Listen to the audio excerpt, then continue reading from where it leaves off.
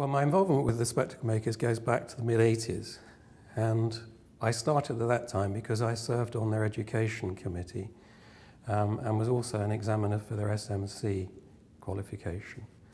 But my deeper involvement started in 1990 when I joined the livery. And then from that, it really just evolved through the years that, of course, you know, the wonderful thing that comes out of the SMC is you start to network with people from, we like to say people from optics rather than in optics, but you start to rub shoulders with people from all walks of optical care. It was about the time that I'd finished my PhD and I was looking to enter into something new. I wanted to meet new people and also to find my own niche within the profession.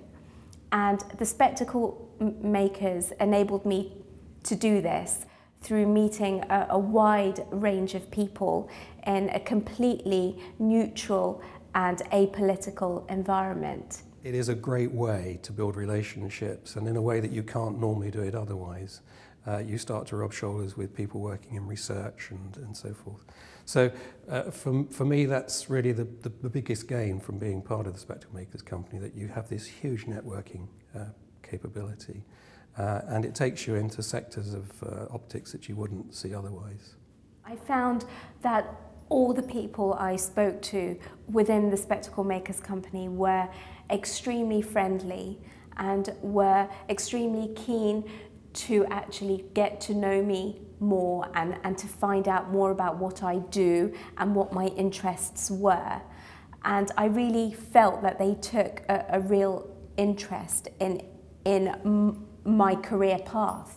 That's the other lovely thing that comes out of it. You have a chance to stand and talk with people in a way that you can't sometimes get otherwise. And it's a great way to get understanding and communication and avoid a lot of the pitfalls that can come out of you know, not having that kind of experience. So for me, we can't downplay the element that comes, as you say, from the networking. I know of no one that's become involved with the SMC that hasn't gone away feeling the richer for it. Nothing survives for 100 years unless it adopts the very best policy of conserving the best of the old, but enhancing and encouraging the best of the new. Certainly when I was young and developing a career, the friendships and the contacts that I made within the company were invaluable. Sometimes that was just a question of being able to pick up a telephone and ask someone much older and much more experienced than me for a bit of mentoring. And, you know, people are prepared to do that. But it was also the fact that it, and I think it's particularly true if you're an independent optician working in a sole practice, you can become very insular. And I think the fact that you make the time and energy to mix with peers in a non-political environment opens your mind. And for me, I think that was a great builder of business.